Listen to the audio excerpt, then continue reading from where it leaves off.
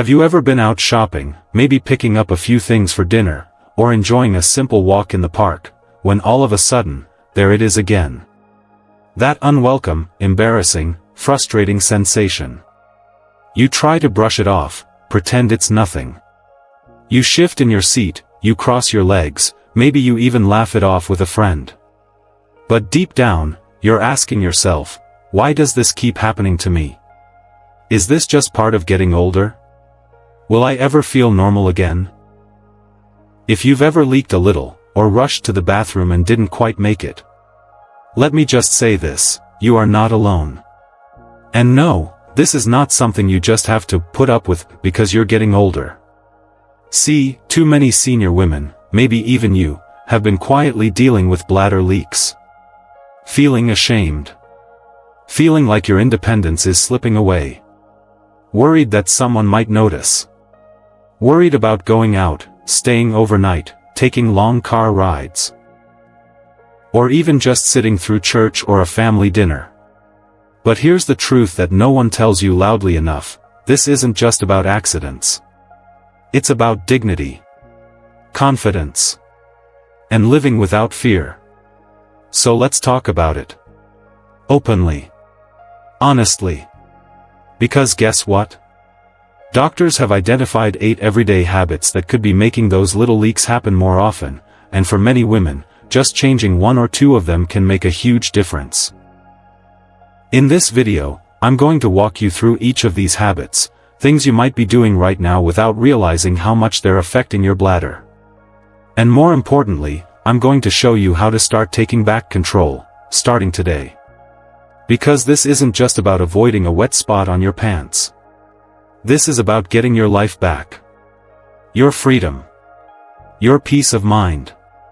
So, if you've ever felt frustrated, or embarrassed, or just plain tired of dealing with bladder leaks, then I invite you to stay with me for the next few minutes. You deserve answers. You deserve relief. And you're in the right place. Go ahead and comment, I'm here, if any of this sounds familiar. Let's show each other we're not alone. And make sure to subscribe to Elderly Wisdom Guide, where we talk about real issues that matter in this stage of life, with honesty, compassion, and no judgment. Alright. Let's dive into the 8 habits doctors say must be avoided if you want to stop wetting your pants, for good. Let's start with habit number 1, and this one might surprise you. Drinking less water, to avoid leaks. Now at first glance, that probably sounds logical, doesn't it? If your bladder is leaking, it must mean it's too full, so the less you drink, the fewer accidents you'll have. Right? Well, not exactly. Let me tell you about Rita.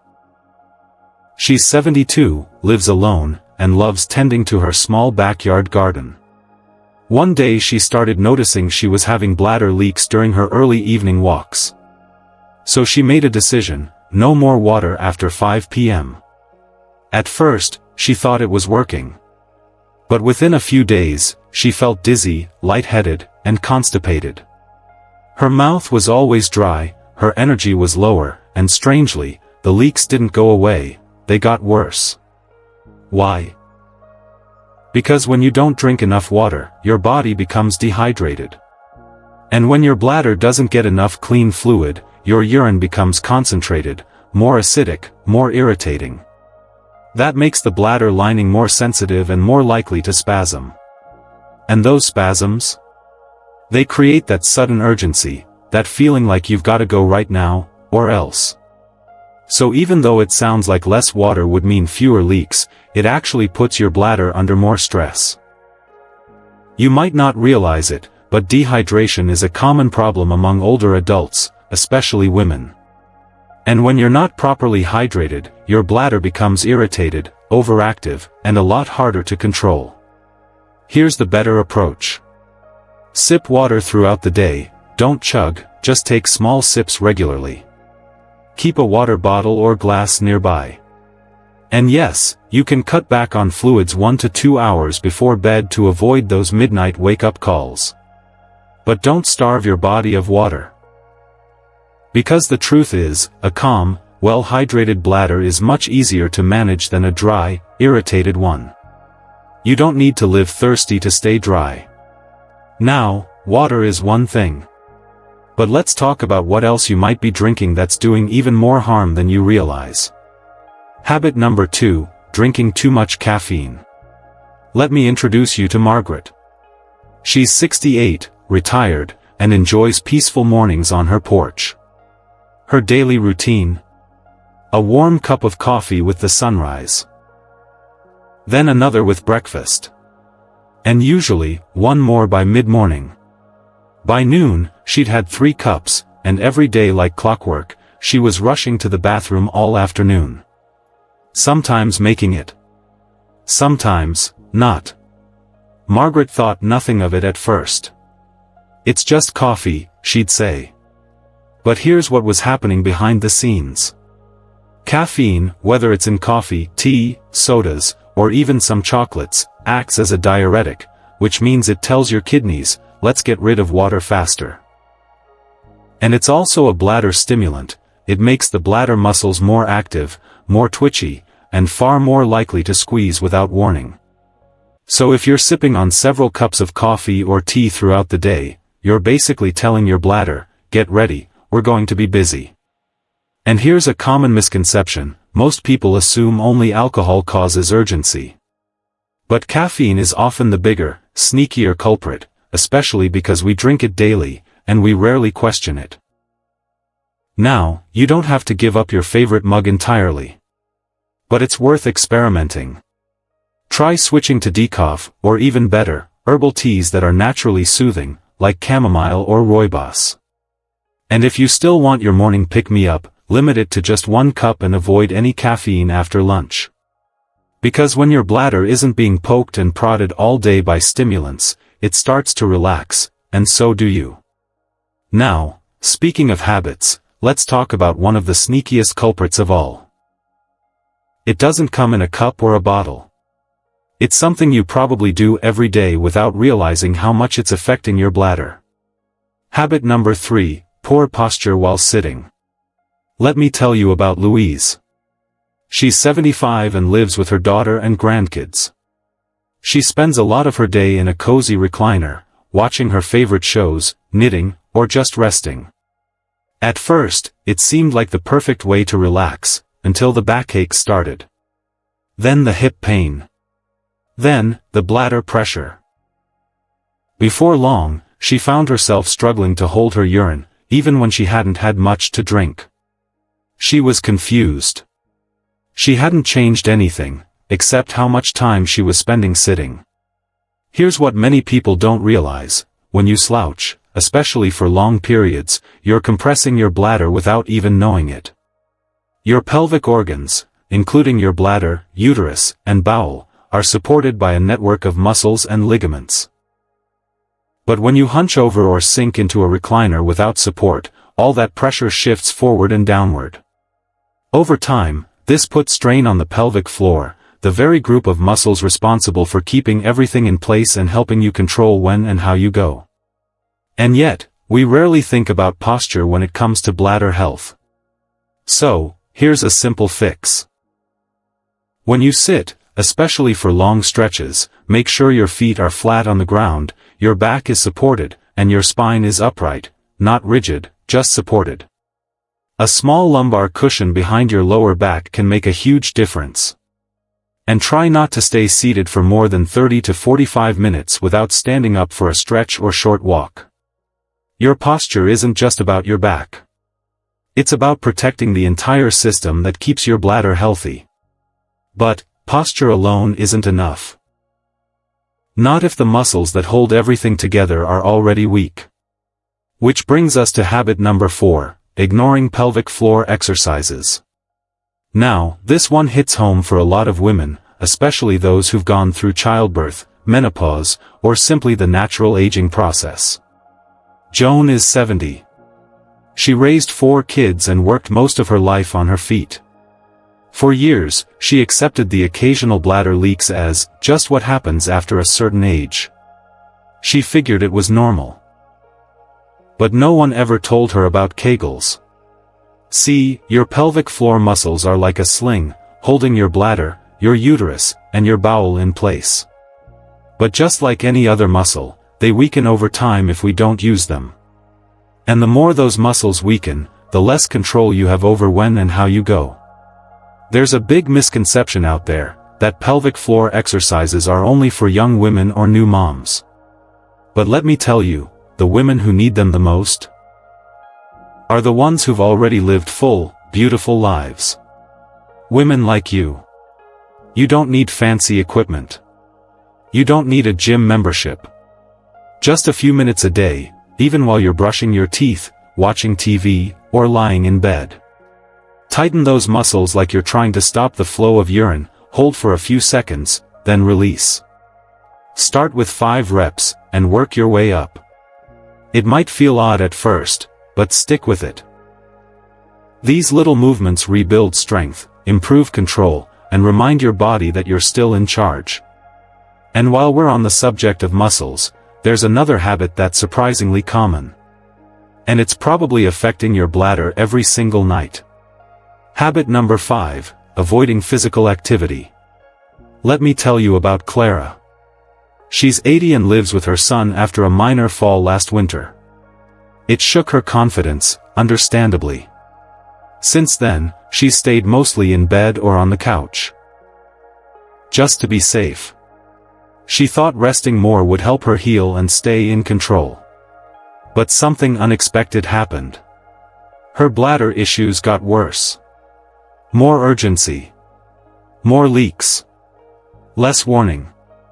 And that confused her. She wasn't moving, wasn't drinking much, wasn't doing anything to trigger it. But here's the thing, when your body stops moving, especially your core and pelvic muscles, they begin to weaken. And those are the very muscles that support your bladder and help it stay in place. Think of it like the foundation of a house. When it gets soft or unstable, everything on top starts to shift and sag. A lot of seniors, especially women, believe that rest is safer, that it protects them from falling or hurting themselves. But too much rest leads to weaker muscles, reduced coordination, and a bladder that just can't hold on the way it used to. You don't need to run marathons or lift weights. Even gentle walking around the house, a short stroll down the hallway, or chair exercises that work your legs and lower core can help activate those muscles again. Try simple movements like marching in place while seated, or tightening your tummy muscles while you breathe. Small steps, literally, can bring big improvements in bladder control and overall confidence. Now, sometimes, it's not what you do with your body, it's what you put into your body that's causing the issue. That brings us to habit number 6, eating bladder-irritating foods. Helen is 73. She's always been a bit of a foodie. She loves her spicy dinners, citrus fruits in the morning, and the occasional diet soda. But lately, her nights have been rough. Waking up multiple times to rush to the bathroom, sometimes not making it in time. At first, she thought it was just aging. But then, she started noticing a pattern. The nights when she had spicy food? Or oranges? Or that no-calorie sweetened drink? Those were the worst nights. Here's what's really going on. Some foods, even the healthy ones, can irritate the lining of your bladder, making it more sensitive, inflamed, and reactive. Common triggers include spicy sauces, tomato-based dishes, citrus fruits like oranges or grapefruits, vinegar-heavy salads, and even artificial sweeteners, especially in diet sodas or sugar-free snacks. The misconception is that if a food is healthy, it must be good for every part of the body. But your bladder has its own sensitivities, and what's fine for your heart or digestion might be very unfriendly down below. Here's what you can do. Start a bladder diary, keep track of what you eat and drink, and when your symptoms flare up. You might start noticing patterns you never expected. Then, slowly reduce or swap out those trigger foods. Instead of orange juice, try apple or pear. Instead of spicy salsa, opt for mild, bladder-friendly herbs. Because managing your bladder isn't about giving up everything you love, it's about finding what works best for your body. But even if you drink the right fluids, move your body, and avoid irritating foods, none of it will matter if you're still holding on to this next habit, one that quietly makes things worse every single day. Habit number 7, holding it in too long. Let's talk about Deborah. She's 75, sharp as ever, and always put together. She loves attending book club and Sunday brunch with her friends. But one thing she hates is excusing herself to go to the restroom in public. She told herself it was about manners, that it would be rude to interrupt a conversation, or that using public bathrooms felt embarrassing or uncomfortable. So, she'd hold it, and hold it, and hold it, until one day, on her way home from a gathering, it happened. A leak. Unexpected. Uncontrolled. And worse, humiliating. She thought, how could this happen? I was trying to prevent an accident by waiting. But here's what most people don't know: when you hold your urine too long, you're actually stretching your bladder past its comfort zone. Just like overstretching a rubber band, your bladder can lose its elasticity and strength. The muscles weaken. The signals to go become less clear. And over time, your bladder just stops cooperating. There's a huge misconception that holding it in trains your bladder to get stronger. But the truth is the opposite: you're overworking it. You're pushing it beyond what it's built to do. Instead, listen to your body. Try to use the restroom every 2 to 4 hours, even if it's just a small urge. Especially before leaving the house or settling in for the night. Because the more consistent you are, the more control you'll actually have. Now, we've talked about drinks, posture, muscles, movement, and habits. But all of it could go unnoticed if you're still making one of the most harmful, and overlooked, mistakes of all. Habit number 8, not talking to your doctor. Let me introduce you to Eileen. Eileen is 78 and a proud grandmother of 6. For years, she quietly dealt with leaks, urgency, and nighttime trips to the bathroom. But she never said a word to her doctor. Why? Because she didn't want to be a bother. She thought bladder issues were too personal. Too embarrassing. And besides, she believed it was just part of getting older. Then one Sunday, while singing in the church choir, she felt that familiar sensation, and this time, it wasn't just a little leak. She had a full accident, right there in front of friends and family. She was devastated. But here's the part that really shocked her: when she finally opened up to her doctor about it, she found out there were simple, discreet treatments available. And better yet, her symptoms were actually related to a mild bladder condition that could be managed. You see, urinary issues in older women aren't just a normal part of aging. They can be a sign of urinary tract infections, pelvic organ prolapse, overactive bladder syndrome, hormonal changes, or even reactions to medications, and many of these have non-surgical, low-risk solutions. Pelvic therapy, dietary adjustments, medications, bladder training plans, even just changing your daily habits. But none of those solutions can help you if you're silent. Your doctor is there to support you, not judge you. They've heard it all. And believe me, you're not alone in this. So take a deep breath. Pick up the phone. And make that appointment. Because talking to your doctor might just be the thing that gives you your confidence back.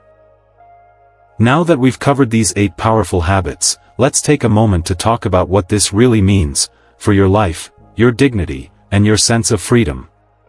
Living in fear of a bathroom accident. It can feel like your body is betraying you. Like you can't trust it anymore. You find yourself constantly scanning for the nearest restroom. Worrying about what to wear, what to drink, when to leave the house.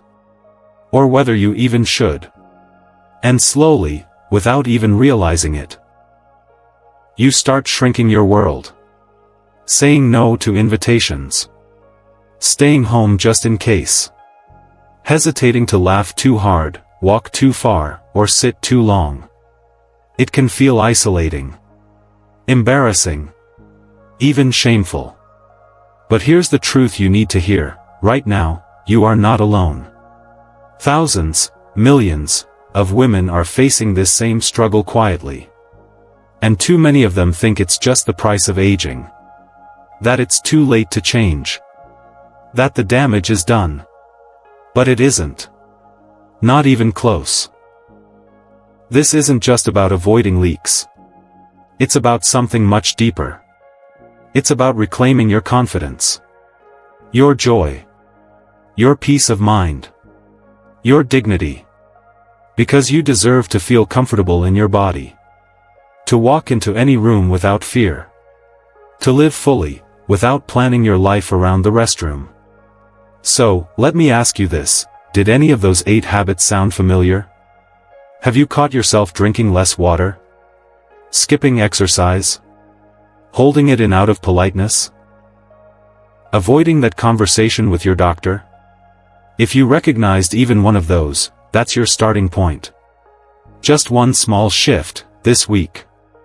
Maybe it's doing 5 minutes of pelvic floor exercises before bed. Maybe it's replacing that 3rd cup of coffee with a glass of water. Maybe it's calling your doctor and finally bringing it up. Whatever it is, take that step. Because this isn't about perfection. It's about progress. And every change you make brings you closer to freedom. Freedom from fear. From embarrassment. From the quiet shame no one talks about, but so many live with. Let me remind you again, you're not broken. You're not weak. And you're definitely not alone. You're a woman with strength. With wisdom. With stories to tell and years left to enjoy. There is hope. There are solutions. And there is still time to feel like yourself again. You don't have to live in silence. You don't have to accept this as your new normal. Take one small action today. Because you're worth it. Because your comfort matters. Because you deserve to feel free again. Let's take a moment to gently recap what we've learned today. The 8 habits that doctors warn senior women to avoid, so you can stop wetting your pants and start feeling confident again, are: 1. Skipping water, thinking it'll prevent leaks. 2. Drinking too much caffeine, like coffee or soda, without realizing it's triggering your bladder. 3. Poor posture, especially during long periods of sitting, which puts extra pressure where it shouldn't be. 4. Neglecting your pelvic floor, when just 5 minutes of Kegels a day could make all the difference. 5. Avoiding physical activity, when gentle movement actually strengthens the very muscles that help you stay in control. 6. Eating bladder-irritating foods like citrus, spicy sauces, or artificial sweeteners, without realizing they're causing inflammation. 7. Holding it in too long, which can overstretch the bladder and make leaks more likely. And 8. Not talking to your doctor. Perhaps the most important one, because help is out there, and you deserve it. Now take a deep breath with me. You don't need to do all 8 at once. But maybe, just maybe, there's one habit you can start changing today. And that single step could bring you a little closer to freedom. To comfort. To peace of mind. Now, let me ask you something from the heart: which of these surprised you the most? Or, have you experienced any of them in your own journey? I'd love for you to scroll down and share in the comments below. Because when we open up, we help others feel less alone, too. And your story might be the encouragement someone else really needs to hear. If this video helped you understand your body a little better, if it gave you some clarity, or even just a bit of comfort, would you do me a small favor? Tap that like button. And if you haven't already, go ahead and hit subscribe to Elderly Wisdom Guide. We've got more real talk, real solutions, and real hope, just for you. Right here, every day. Because your health matters. Your comfort matters. You matter. Thank you so much for spending these moments with me today. I hope you leave this video feeling seen, heard, and a little more empowered. Stay strong. Stay curious. And as always, keep living life with wisdom and courage. I'll see you in the next video.